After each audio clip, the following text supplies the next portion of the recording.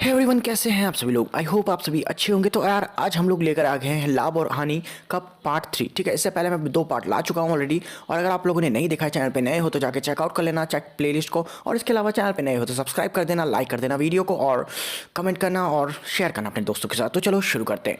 तो यार देखो, ये इसको क्वेश्चन को करने से पहले मैं आपको पढ़ा देता हूँ। एक टॉपिक है जिसका जो लाभ और हानि का, वो डिस्काउंट। ठीक है, तो पहले मैं आपको डिस्काउंट बता देता हूँ ताकि आपको एक आध क्वेश्चन डिस्काउंट के भी हैं तो उनको समझने में ईजी रहेगा। ठीक है, तो यार देखो, आपको पता है शुरुआत में मैंने आपको बताया था कि जो आप कोई भी प्रोडक्ट खरीदते हो, ठीक है, तो कोई भी प्रोडक्ट जब आप खरीदते हो तो वो आप काय पे खरीदते हो, आप खरीदते हो सीपी पे। ठीक है, यानी कि कॉस्ट प्राइस पे, क्रय मूल्य पे। ठीक है, उसके बाद में आप उसको बेचते हो, उसके ऊपर आप प्रॉफिट वगैरह लगाते हो। अब प्रॉफिट लेते हो या फिर लॉस होते हैं उस पर, तो जो भी उस रेट में आपको बेचते हो तो वो आपका एसपी होता है। ठीक है, तो ये आपका सेलिंग प्राइस होता है, ये आपका कॉस्ट प्राइस होता है। तो जब कॉस्ट प्राइस पे आपका प्रॉफिट या लॉस कुछ भी होता है तो उसको लेने के बाद आपका सेलिंग प्राइस आता है। ठीक है, तो ऐसे ही यार आपकी जब आपको एक कॉस्ट प्राइस मिलता है किसी चीज़ पे, यानी कि आप किसी वस्तु को मान लो 100 रुपये में खरीद रहे हो। ठीक है, तो अगर आप 100 रुपये में खरीद रहे हो, अब उस पर मान लो आपसे वो कहे कि एमपी, उस पर वो 10% बढ़ा के लिखता है। That means mark price. ठीक है, अब मार्क प्राइस क्या होता है आपका। तो मान लो कोई वस्तु को आप एमआरपी देखते हो, मान लो आपने एक साबुन लिया, उसकी एमआरपी 10 रुपये थी। ठीक है, अब मान लो साबुन की एमआरपी 10 रुपये थी और दुकानदार ने आपको 10 रुपये का दे दिया वो। ठीक है, तो अब इसका मतलब ये थोड़ी है कि दुकानदार ने भी वो साबुन 10 रुपये में ही खरीदा होगा, फिर उसने आपको 10 रुपये में दिया। अगर ऐसा होता तो दुकानदार को कोई फायदा नहीं होगा। ठीक है, तो दुकानदार ने उस साबुन को कितने में खरीदा होगा, दुकानदार ने उस साबुन को खरीदा होगा 9 रुपये में, और उसने आपको कितने में बेचा, मान लो 10 रुपये में ही बेच दिया। तो आपको कितने का मिला साबुन, 10 रुपये का। दुकानदार को वो साबुन कितने का पड़ा, 9 रुपये का। और अब उसका सेलिंग प्राइस कितना हुआ साबुन का, 10 रुपये। ठीक है, यानी कि दुकानदार को 1 रुपये बढ़ाकर लिखा दुकानदार ने, कितने पे, 9 रुपये पे। ठीक है, तो यही जो बढ़ाकर लिखा जाता है, यानी कि क्रय मूल्य पर जो भी प्राइस बढ़ाकर लिखा जाता है ना, वो होता है आपका मार्क प्राइस। तो यानी कि मान लो मैं कहता हूँ आपसे, एक वस्तु है 100 रुपये की, उस पर 10% जो है मार्क प्राइस बढ़ाकर लिखा, तो 10% यानी कि 100 रुपये का 10% आपका हो जाता है, ठीक है ना, 10 हो जाता है। तो इसका आपने जब मार्क प्राइस 10% बढ़ाया तो ये कितना हो गया आपका, 110 रुपये।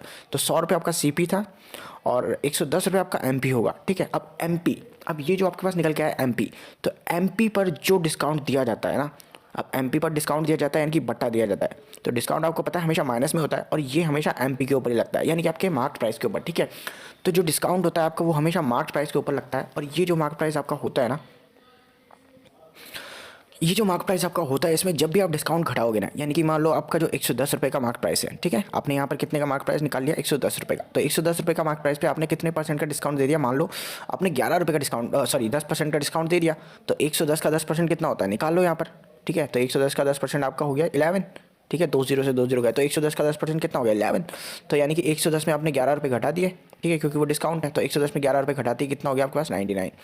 तो 99 आपका क्या निकल के आ जाएगा, ये आपका सेलिंग प्राइस निकल के आ जाएगा। ठीक है, तो यानी कि इससे हमको एक चीज़ क्या समझ में आई कि जब भी हम सीपी पर प्राइस बढ़ा कर लिखते हैं, वो होती है आपकी मार्क प्राइस। ठीक है, तो सीपी पर हम लोगों ने जो भी प्राइस बढ़ाया वो होता है आपका मार्क प्राइस। ठीक है, सीपी पे जो भी हमने बढ़ाया वो मार्क प्राइस होता है। मार्क प्राइस पे जो भी घटाया वो होता है आपका सेलिंग प्राइस। ठीक है, मार्क प्राइस से ऊपर नहीं दे सकते आप, हमेशा घटाना ही पड़ेगा। तो मार्क प्राइस पे जो भी डिस्काउंट हमने दिया वो आपका सेलिंग प्राइस हो जाएगा। इसी तरीके से सीपी पर अगर हम लोग प्रॉफिट या लॉस ले लेते हैं तो डायरेक्ट ही हमारे पास क्या आ जाता है, मान लो प्रॉफिट में प्लस कर देते हैं और माइनस कर देते हैं लॉस में, तो हमारे पास क्या निकल के आता है, एसपी। दैट मीन्स एक चीज़ तो हमको पता चल रही है, क्या पता चल रही है, तो हमको ये पता चल रहा है कि सीपी और एमपी में कहीं ना कहीं रिलेशन तो है। क्यों रिलेशन है, क्योंकि देखो सीपी से भी एसपी निकाला जा सकता है और एमपी से भी एसपी निकाला जा सकता है। तो अब हम लोग सवाल कर लेते हैं, इसकी शुरुआत कर लेते हैं। ठीक है, तो सबसे पहले हम पहले क्वेश्चन पे चलते हैं।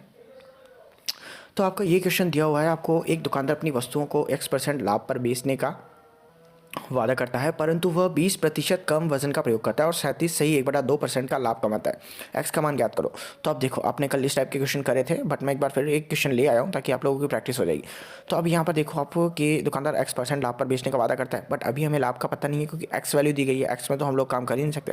ठीक है, तो हम लोग क्या करेंगे, हमने अभी पहले 20% कम वजन तोड़ रहा है, दैट मीन्स हमारे पास 1000 ग्राम कोई वस्तु है। ठीक है, 1000 ग्राम में 20% कम तोल रहा है, दैट मीन्स कितनी बेच रहा है वो, 800 ग्राम बेच रहा है।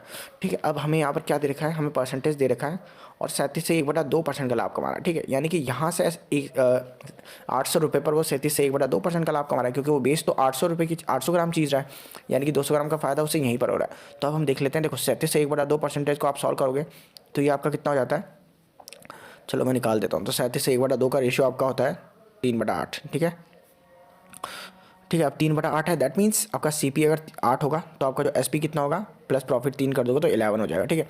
तो सीपी आपको यहाँ पर 800 दे ही रखा है, ठीक है। तो 800 अगर आपका सीपी है और वो किसके बराबर है, आपका 8 के बराबर है, ठीक है। यहाँ से आपका 8 आ गया। तो अगर 800 आपका 8 के बराबर है तो 3 किसके बराबर हो जाएगा, आपका 3 आपका किसके बराबर हो जाएगा, 300 के बराबर, ठीक है। और आपका एसपी कितना दिया हुआ है, आपको यहाँ पर 11 दिया हुआ है, तो आपका 11 किसके बराबर हो जाएगा, आपका 11 बराबर हो जाएगा 1100 के बराबर, ठीक है। अब 1100 आ रहा है आपको कितने पे, 1000 पे। तो 1000 पे कितने का फ़ायदा हो रहा है आपको, 1000 पे आपको कितने का फ़ायदा हो रहा है, 100 रुपये का।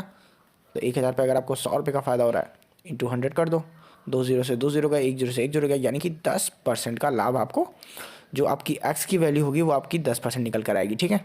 एक्स की वैल्यू आपकी 10%। चलो अगला क्वेश्चन करते हैं। एक दुकानदार अपनी वस्तुओं को क्रय मूल्य से 20% ज़्यादा मूल्य अंकित करता है और ग्राहकों को 10% बट्टा देता है, और बेचते समय वह 1 किलो की जगह 900 ग्राम वजन का प्रयोग करता है, और खरीदते समय वह 1 किलो की जगह 1100 ग्राम वजन का प्रयोग करता है। तो लाभ प्रतिशत ज्ञात करो, ठीक है। तो आपका बट्टा यहाँ पर आ चुका है, ठीक है, इसीलिए मैंने आपको आज बट्टा सिखाया। तो चलो यार करते हैं। तो शुरुआत में सबसे पहले आपको क्या करना है, आपको ये परसेंटेज निकाल लेने। तो एक दुकान अपनी वस्तु को क्रय मूल्य पर 20%, तो क्रय मूल्य कितना मानेंगे हम लोग, 100 रुपये मानेंगे, जैसे कि हमेशा मानते हैं, 100 रुपये मान लो, ठीक है। अब वो कितना मूल्य अंकित करा जाता है, 20%, दैट मीन्स 20% का हाइक। तो ये एम पी इसका कितना हो जाएगा, इसका हो जाएगा एम पी आपका 120 रुपये, ठीक है। उसके बाद में 10% का बट्टा वो 120 पे दे रहा है, तो 120 का 10% निकाल लो। आई थिंक आप सभी को आता ही होगा। तो 10% जब बट्टा दे रहा है 120 पे, तो ये आपका कितना हो गया, 120 का 108 हो जाएगा, ठीक है। 120 का 10% होता है 12, तो 120 में से 12 घटा तो आपका 108 आ गया। दैट मीन्स आपका एस पी क्या निकल के आ गया, आपका एस पी निकल के आ गया 108 रुपये। अब देखो यार क्वेश्चन की जो वैल्यूज़ दे रखी, तो आपको यहाँ पर दे रखा है कि वो बेचते समय वह 1 किलो की जगह 900 ग्राम वजन का प्रयोग करता है, और ख़रीदते समय वह 1 किलो की जगह 1100 ग्राम का वजन प्रयोग करता है। दैट मीन्स उसने क्या किया, उसने क्या किया है, उसने 1100 कोई चीज़ जो 1000 ग्राम होती है ना, उसने क्या करा है कि जब वो ख़रीदने गया तो उसने उस टाइम पे 100 ग्राम की चोरी कर ली। दैट मीन्स वो 1000 रुपये देकर और 1100 ग्राम चीज़ ले आया, और जब बेचते टाइम उसने क्या करा, 100 ग्राम की फिर से चोरी कर ली। तो यानी कि उसने 1000 के पैसे ले ली ग्राहक से, और उसने ग्राम कितना दिया, 900 रुपये, सॉरी 900 ग्राम दिया उसको, ठीक है। तो अब इसको कैसे करना है, तो अब एक चीज़ देखो यहाँ पर, हमें यहाँ पर सोचो, उसने कितनी वस्तु खरीदी, उसने वस्तु खरीदी 1100 ग्राम, ठीक है। कितने रुपये में, उसने 1000 के पैसे दिए हैं तो 1000 रुपये, ठीक है। उसके बाद में उसने कितनी बेची, उसने बेची कितनी, 900 ग्राम, ठीक है। और उसने कितने रुपए लिए, उसने रुपए कितने लिए, ठीक है, उसने रुपए लिए 108, 108 नहीं लिए उसने, 108 तो तब लेता जब आपका सी पी 100 रुपये होता, लेकिन आपका सी पी एक्चुअल में 1000 रुपये। तो 108 में 1 जीरो और मल्टीप्लाई कर दो, क्योंकि 100 का जो मल्टीप्लाई हम 1000 करने, 100 को जब 1000 के इक्वल पुट करेंगे तो ये 1080 हो जाएगा, ठीक है। तो यानी कि उसने कितने में बेची, 900 ग्राम चीज़ 1080 में बेच दी। अब यार देखो यहाँ पर आप कैसे निकालोगे सी पी एस पी, अभी यहाँ पर आपके दोनों वजन अलग अलग है, उसने खरीदा वजन अलग है, उसका बेचा वजन अलग है। तो सिंपल सा एक काम करो कि इन दोनों वजन को सेम कर दो। अब इन दोनों वजन को सेम कैसे कर सकते हो आप, तो आई थिंक मुझे पता है आप कैसे करोगे।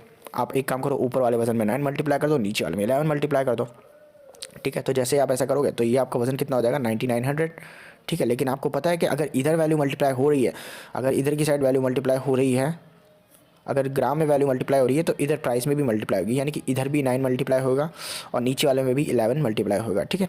तो यानी कि आप कर लो। तो यानी कि उसने क्या करा, अब उसका सीपी क्या निकल के आ गया, उसका सीपी निकल के आ गया, सॉरी थोड़ा गंदा हो गया। तो उसका सीपी निकल के आ गया, ये ऊपर मल्टीप्लाई करेंगे 9, तो यानी कि 9000, क्योंकि जो उसकी वज़न था वो तो दोनों साइड बराबर जाएगा, तो मतलब ख़त्म है।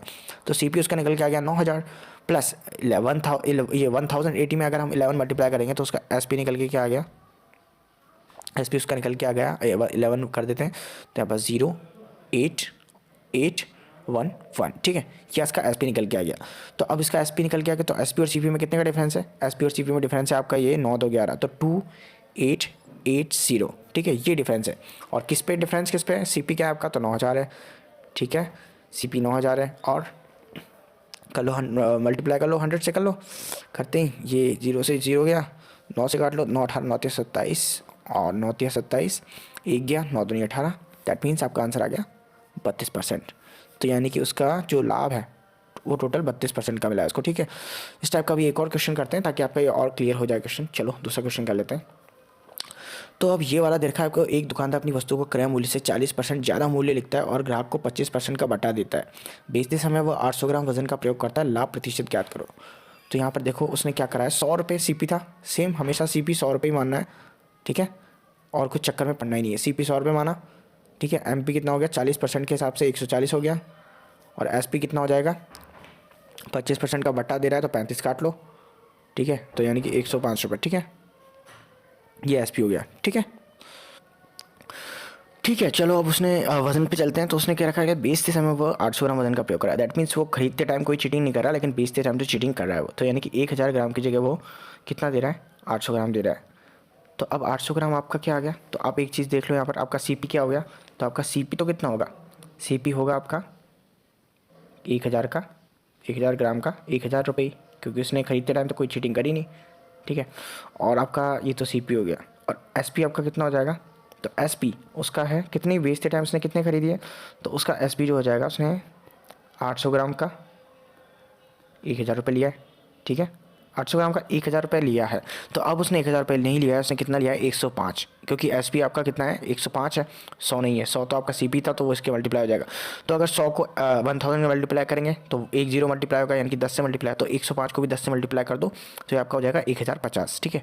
तो आपका SP कितना आ गया 1050। तो अब यहाँ पर दोनों चीज़ों को, दोनों वजन को इक्वल करना पड़ेगा। तो ऊपर एक काम करो, कितना मल्टीप्लाई कर दो, ऊपर आप मल्टीप्लाई कर दो, एक काम करो 10 दूनी 20, 10 पंजे 40, 8 और 10 का अगर हम निकालें तो 4000 पे दोनों का एलसीएम निकल रहा है। तो 10 को आप 5 से मल्टीप्लाई कर दो, और सॉरी 10 को 4 से और 8 को 5 से मल्टीप्लाई कर दो। तो ऊपर मल्टीप्लाई हो जाएगा 4 से, और नीचे मल्टीप्लाई हो जाएगा आपका 5 से, ठीक है। नीचे 5 से मल्टीप्लाई हो जाएगा, ठीक है। तो अगर ऊपर इसका 4 से मल्टीप्लाई होगा तो इसका भी 4 से मल्टीप्लाई होगा, और ऊपर इसका 5 से मल्टीप्लाई होगा 800 का, तो इसका भी 5 से मल्टीप्लाई होगा, ठीक है। तो यहाँ पर आपका जो CP और SP का रेशियो निकल के क्या आ गया, आपका CP का और SP का रेशियो निकल के आ जाता है यहाँ पर। तो 4 से मल्टीप्लाई होगा तो 4000, और SP आपका हो जाएगा तो 105 पंजे तो 525, 5250, ठीक है। तो यहाँ पर डिफरेंस कितने का आ गया, 1250 रुपये का। 1250 का डिफरेंस कितने पे आया, CP कितना है आपका है 4000। ये प्रॉफिट है, 1250 रुपये प्रॉफिट है, ठीक है। क्योंकि CP 4000 था, 5250 जो है आपका SP है, तो डिफरेंस इसका जो हो जाएगा प्रॉफिट हो जाएगा। और इंटू 100 कर दो एक बार फिर से, 2 0 से 2 0 गए, 1 0 से 1 0 गया, 4 से इसको काट लो तो 4 8 4 दिया 12, 4 एकम 4, 4 दूनी 8 और 4 पंजे 20। तो 31.25% आपका इसका जो है आंसर आ जाएगा, ठीक है, लाभ प्रतिशत। चलो अगला क्वेश्चन देख लेते हैं। अब देखो यार, इस वाले क्वेश्चन को आप देख कर लेते हैं। चलो, तो एक आदमी ने कुछ संतरे 11 रुपये में 1 की दर से खरीदे, और 10% लाभ के लिए उसे 1 रुपये में कितने संतरे बेचने होंगे, ठीक है। तो इस टाइप के क्वेश्चन को कैसे करना है, तो चलो देखो। तो यहाँ पर आपको पता है कि उसने 1 रुपये में 11 संतरे खरीदे, यानी कि 1 रुपीज़ में उसने 11 संतरे खरीदे, ठीक है। तो अब आपको यहाँ पर रुपए से मतलब नहीं है, यहाँ आपका जो CP और SP है ना, वो रुपए पर डिपेंड नहीं करेगा, बल्कि संतरों पर डिपेंड करेगा, क्योंकि 1 रुपये है, 1 रुपये में खरीदे उसने। तो अब क्या ही कर लेंगे आप 1 रुपये को, क्योंकि 1 रुपये में ही बेचने पड़ेंगे उसको सारे, मतलब जितने भी बेचेगा। तो अब यानी कि आपको संतरे से छेड़छाड़ करनी पड़ेगी, आपको संतरे कम और ज़्यादा करने पड़ेंगे अगर आपको लाभ कमाना है, ठीक है। ये इसी तरीके से मान लो आप 5 रुपये के 10 संतरे खरीदते हो, ठीक है। और अगर आप 5 के 10 खरीद रहे हो, 5 के 5 बेच रहे हो, तो आपको कितने का फ़ायदा हो रहा है, तो आपको 5 संतरों का फ़ायदा हो रहा है। तो यहाँ पर भी आपको संतरों का ही फ़ायदा लेना है। तो अब देखो यहाँ पर 1 रुपये के 11 संतरे हैं, तो एक संतरे का CP निकाल लेते हैं। तो यहाँ पर 1/11 एक संतरे का CP हो जाएगा। तो यानी कि ये आपका क्या हो गया, CP हो गया। तो अगर आपका 1/11 CP है, तो उस पर आपको कितने का 10% का लाभ चाहिए। तो आपको पता है कि देखो, अगर 100 रुपये का हमें 110, अगर हमें 10% का प्रॉफिट निकालना है 100 रुपये में, तो हम लोग क्या करते हैं, 100/110 यही होता है हमारा। 110 तो हमारा SP हो जाता है, और 100 रुपये हमारा क्या हो जाता है CP। तो हमें यहाँ पे क्या निकालना था, हमें यहाँ पर SP तो निकालना है कि 1 रुपये में कितने संतरे बेचे। तो 1 रुपये में अगर हमें कितने संतरे बेचे, तो हमें पता है एक संतरा 1/10 का है। तो अगर हमें 10% का प्रॉफिट निकालना है, तो यानी कि 100 पे 10 यानी कि 11/10, तो 11/10, ठीक है। तो कट खुटा के आपका कितना आ जाएगा, हाँ सॉरी, 1 रुपये के 11 बेचे हैं, तो 11 से 11 कट जाएगा, यानी कि 1 का 10 संतरा, ठीक है। तो चलो अगले क्वेश्चन पे करते हैं। यहाँ पर अब आपको देखा 1 रुपये में 32 संतरे बेचने पर एक आदमी को 40% की हानि होती है, तो 20% लाभ कमाने के लिए उसे 1 रुपये में कितने संतरे बेचने पड़ेंगे। तो अब देखो यहाँ पर आपको 1 रुपये में 32 जो दे रखा है ना, लास्ट टाइम तो आपको जो दे रखा था वो CP था। अब यहाँ पर आपको 1 रुपये में 32 संतरे जो दे रखे हैं वो एक्चुअल में SP है, ठीक है। 1 रुपये एक्चुअल में SP है, जिस पे उसको 40% का नुकसान हो रहा है। तो सबसे पहले हमको इस पर 20% का लाभ कमाना है, तो पहले तो हमें इसको CP बनाना पड़ेगा ना। और CP कैसे बनेगा ये, तो अगर हम उसका जो लाभ है, जो हानि हुआ है इसको 40% का, उसको अगर हम लोग क्या करते हैं, नीचे मल्टीप्लाई कर देते हैं। तो यानी कि 40% की जो हानि होती है, दैट मीन्स 40% की अगर हम हानि को निकालें किसी में, तो हमें पता है 40/100 यही होता है। तो अगर हम मालूम है ऊपर 2 हो गया नीचे 5 हो गया, तो यानी कि 5 में अगर हम 2 घटा देंगे तो हमारे पास क्या बचेगा 3, और यही जो हानि के बाद में उसका जो प्राइस आएगा यानी कि SP आएगा वो होगा। तो यहाँ पर हमें 40% की हानि हुई है। तो अब हमें क्या करना है, चूँकि हमें ये ऑलरेडी SP दे रखा है और हमें CP निकालना है, तो हम क्या करेंगे, देखो हम क्या करेंगे कि इसको नीचे मल्टीप्लाई कर देंगे 3 से, और ऊपर हमारा चला जाएगा कितना, ऊपर चला जाएगा हमारा 5, क्योंकि वही हमारा CP होगा, ठीक है ना। उसके बाद में अब हमें क्या करना है, इस पर 20% का लाभ भी कमाना है। तो 20% का लाभ कमाते हैं तो हमें पता है कि जब 20/100 करते हैं तो यानी कि 1/5 हो जाता है, यानी कि 5 अगर आपका CP है तो आपका जो SP होगा वो कितना हो जाएगा, 6 हो जाएगा। तो अब हम क्या करेंगे, इसको सिंपली 6 से मल्टीप्लाई कर देंगे और नीचे लिख देंगे 5, 6/5, ठीक है, 6/5 से मल्टीप्लाई करना है। तो अब यहाँ पे जो जो कट रहा है काट लो, 5 से 5 गया, 3 से गया 2 बार, और 2 से गया 16 बार। दैट मीन्स आपका 1/16, यानी कि 1 रुपये में 16 जब आप बेचेंगे ना संतरे, तब आपको फ़ायदा होगा कितने का, 20% का। चलो अब अगला क्वेश्चन देख लेते हैं। 1 रुपये में 12 संतरे बेचने पर एक आदमी को 20% की हानि होती है, तो 20% का लाभ कमाने के लिए उसे 1 रुपये में कितने संतरे बेचने होंगे, ठीक है। चलो आप भी ट्राई कर लो। तो यहाँ पर देखो हमें पता है कि 1 रुपये में 12 बेचने पर उसे कितने की हानि हो रही है। तो यहाँ पर 1 रुपये में 12 संतरे बेच रहा है, तो ठीक है मैं मैथड से बताता हूँ आपको। तो ये आपका 1/12, यानी कि एक जो संतरे को वो कितने में बेचा उसने, 1/12 में, ठीक है। तभी उसका जो SP है, यानी कि ये इसका SP है, ठीक है। इस पर इसको 20% की हानि हो रही है ना, क्योंकि, तो इसलिए ये इसका SP हो जाएगा। तो यानी कि मान लो X है और X पर 20% की अगर हानि, तो 20% हमें पता है कि हानि होती है तो क्या होता है, तो यानी कि 4/5, ठीक है। अब आई थिंक रेशियो निकालने आपको आगे होंगे, तो ये आपकी क्या हो गई, 4/5। तो यानी कि X पे 4/5 होगा, तब आपका 1/12 होगा SP, ठीक है। तो अब यह क्या करोगे, इसका अगर आपको CP निकालना है तो CP निकालने के लिए आपको क्या करना होगा, CP आपका जो कि X है, तो ये 4 चला जाएगा नीचे, 5 चला जाएगा ऊपर, तो आपको क्या करना है, 1/12 इंटू 5/4, ठीक है। अब ये तो आपका निकल के आ गया क्या, X, जो कि आपका CP था, X इजिकल टू आपका CP है, ठीक है। तो अब आपको कितने % का लाभ चाहिए इस पर, 20% का। तो 20% का लाभ, तो आपको पता है 20% का जब लाभ होता है तो 6/5 रेशियो हो जाता है। 5 से 5 काट लो, ठीक है, 6 से ये कट जाएगा 2 बार, और नीचे बच गया आपका 1 और 2 इंटू 4 यानी कि 8, यानी कि 1 रुपये में आपको 8 संतरे बेचने होंगे, ठीक है। हाँ, आपका अगला क्वेश्चन दे रखा है। एक आदमी कुछ वस्तुएं 5400 रुपये में खरीदता है और उनमें से 2/3 भाग वो 5% लाभ पर बेच देता है, और बची हुई वस्तुएं कितने लाभ पर बेचे कि उसे सभी वस्तुओं पर कुल 13% का लाभ हो। अब देखो यार, इसको मैं 2 मेथड से बता सकता हूँ। वैसे मुझे पता है आपके दिमाग में तीसरा मेथड आ रहा होगा, जो लॉन्ग वाला सबसे होता है कि 5400 रुपये की पहले 2/3 निकालो, फिर उसको 5% लाभ पर बेचो, फिर उसका बचे हुए का निकालो, फिर 13% करो। ऐसा कुछ नहीं करना है, इतना टाइम नहीं होता एग्जाम में, ठीक है। आपको मुश्किल से 30 से 35 सेकंड मिलते हैं, तो इतना ऐसा कुछ नहीं करना है आपको। मैं 2 मेथड जो बता रहा हूँ उसमें जो पहला है वो एलिगेशन मेथड है, जो थोड़ा सा फिर भी लंबा है, लेकिन जो दूसरा मेथड बताऊंगा वो बिल्कुल शॉर्ट होगा, लेकिन वो पहले नहीं बताऊंगा वरना आप लोग दूसरा देखोगे ही नहीं, ठीक है। तो चलो एलिगेशन से शुरू करते हैं।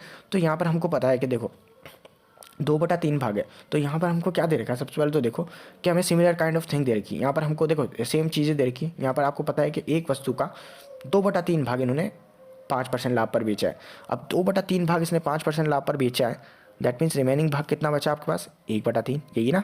तो अगर रेशियो में जाते हैं तो 3 से 3 कट गया, तो हमारे पास रेशियो कितना बचा, 2 और 1, ठीक है। तो यानी कि 2 और 1, ये आपका क्या है, रेशियो। अब आपको एक चीज़ और बता रखी, ऊपर इसने देखा है कि जो 2/3 भाग है वो तो 5% लाभ पर बेचा है, तो यानी कि ये जो 2 के ऊपर आपके कितना हो जाएगा, 5 हो जाएगा, ठीक है। उसके बाद जो दोनों वस्तुओं पे कुल लाभ है वो कितने का है, 13 का। दैट मीन्स एक चीज़ तो आपको पता है कि इस पर और इस पर, ठीक है, ये जो जो भी है, तो इस पर दोनों पे लाभ कितना है, वो 13% है, टोटल लाभ यानी कि 13% है। तो यानी कि ये आपका +5 है क्योंकि लाभ है, ये +13 है, तो यानी कि यहाँ पर भी आपका कुछ ना कुछ होगा, ठीक है, कुछ ना कुछ लाभ होगा तभी है। तो अब आपको पता है एलिगेशन मेथड कैसे करते हैं, जो भी वैल्यू बड़ी होती है उसे छोटी वैल्यू को घटाते हैं ऊपर में, तो ऐसे चलता है एलिगेशन मेथड। मैं आपको एक बार बता देता हूँ। मान लो आपके पास ये A है, ये आपके पास B है, और ये आपके पास C है, और ये आपके पास D है, और ये आपके पास E है, ठीक है। अगर A B C से बड़ा है तो यहाँ पर हो जाएगा आपका, ऐसे चलेगा ये, तो A में से C माइनस होगा, ठीक है। तो A में से अगर आपका C माइनस हो रहा है तो A, एक मिनट बता देता हूँ, थोड़ा सा नीचे ले लेता हूँ। तो A minus C is equal to E, ठीक है। उसी तरीके से क्योंकि A बड़ा था C से, तो अब इसका मतलब आपका जो C होगा ना वो आपका B से बड़ा होगा, ये पक्का होता है, ठीक है। तो आपका जो C होगा, C माइनस B जो होगा वो आपका D के बराबर होगा, ठीक है। तो अगर आपका ए बड़ा है सी से तो दैट मीन्स ये सी आपका बी से बड़ा होगा, ये पक्का होता है, हर बार होता है, ठीक है। और अगर आपका बी बड़ा होता है सी से तो ये सी ए से बड़ा होता, ठीक है। तो आपका इसी तरीके से चलता है, ये ए माइनस सी हो गया तो अब सी माइनस बी होगा। तो इसी तरीके से हम क्वेश्चन में देखते हैं। तो अगर यहाँ पर हमें पता है 13 माइनस 5 है ना, तो यहाँ पर हमें पता है 13 और 13 से छोटा है 5 चूँकि, तो यहाँ पर 13 माइनस 5 हो जाएगा, यानी कि यहाँ पर कितना आ जाएगा हमारे पास एक की जगह पर आ जाएगा 8। तो एक अगर 8 के बराबर है तो यहाँ पर एक रेशो अगर 8 के बराबर है तो 2 रेशो किसके बराबर होगा, तो 2 रेशो हमारा बराबर होगा 16 के, ठीक है। अब 16 के बराबर होगा 2, तो हमें पता है कि 16 किसके बराबर है, 16 एक्चुअल में 13 माइनस और ये जो कोष्टक है आपका इसके बराबर है, ठीक है। क्योंकि इन दोनों का ही तो डिफरेंस आया है यहाँ पर। तो 16 अगर 13 माइनस इसके बराबर है तो हमें इसकी वैल्यू तो पता ही नहीं है, तो आप क्या कर सकते हो आप, तो हमें पता है इसकी वैल्यू अगर हमको नहीं पता तो हम क्या कर सकते हैं, 13 को ला सकते हैं किधर, तो यहाँ पर आप 13 को ले आओ इधर, ठीक है। सॉरी 13 माइनस नहीं, एक सेकेंड सॉरी गलती हो गया। 16 इजिकल टू और ये, क्योंकि यहाँ पर हमने 13 से 5 घटाया था ना, तो अब ये इससे बड़ा होगा, ये वाला जो कोष्टक है आपका ये 13 से बड़ा होगा, तो ये माइनस 13 हो जाएगा, ठीक है। तो अब आपका जो है 13 चला जाएगा इधर, क्योंकि कोष्टक की वैल्यू हमको निकालनी है, तो 16 प्लस 13 इजिकल टू कोष्टक की वैल्यू, तो यहाँ पर हमारे पास कितना निकल के आ गया 29, और यही आपका प्रॉफिट होगा, ठीक है। ये आपका ओवरऑल पे, मतलब जो एक वस्तु बची है ना उस पर प्रॉफिट होगा आपका, ठीक है। जो 2/3 पे तो 5% का लाभ मिला, और एक जो वस्तु बची थी उस पर आपको लाभ मिला कितने का, ये 29% का, ठीक है। अब ये तो हो गया थोड़ा लॉन्ग मेथड, अब मैं आपको शॉर्ट मेथड से बता रहा हूँ। तो देखो चलो करते हैं। तो अब आपको पता है कि देखो यार, यहाँ पर आपको क्या था, 2 वस्तुओं पर 5% का लाभ था, दैट मीन्स कितने परसेंट का लाभ मिलेगा टोटल, 10% का, ठीक है। दूसरे का आपको अभी पता नहीं है तो उसको छोड़ते हैं, और ओवरऑल पे आपको पता है कितने का लाभ मिला था। ओवरऑल पे आपको, ओवरऑल कितनी वस्तुएं आपके पास 3 है, ठीक है ना, और 3 वस्तुओं पे आपको कितने का लाभ मिला, 13 का, ठीक है। 13% का लाभ मिला ओवरऑल पे उसको, और 13% का लाभ, क्योंकि एक वस्तु यहाँ बची होगी और उस पर कुछ लाभ होगा, अभी हमें पता नहीं है। तो यहाँ पर 13 थी, 39 हो गया, ठीक है। तो 39%, तो अब हमें यहाँ पर क्या दिख रहा है, ओवरऑल पे 39 मिला, इन दो पे अगर 10 मिला तो बची हुई पे कितना मिलेगा, साफ है कि 39 माइनस 10 मिलेगा, तो 39 माइनस 10 कर देते हैं तो 29% आ जाता है, और यही आपको लाभ मिला है एक वस्तु पे, ठीक है। तो एक वस्तु पे आपको 29% मिला, और ये बहुत ही शॉर्ट में निकल गया, ठीक है। बट एलिगेशन मेथड भी बहुत अच्छा है अगर आप लोग करना चाहें तो, ठीक है। तो बस यार भाई लोग आज के वीडियो में इतना ही। अगर आपको वीडियो पसंद आया तो लाइक करना, चैनल पर नए हो तो सब्सक्राइब करना। मिलते हैं आपसे अगली वीडियो में, बाय बाय।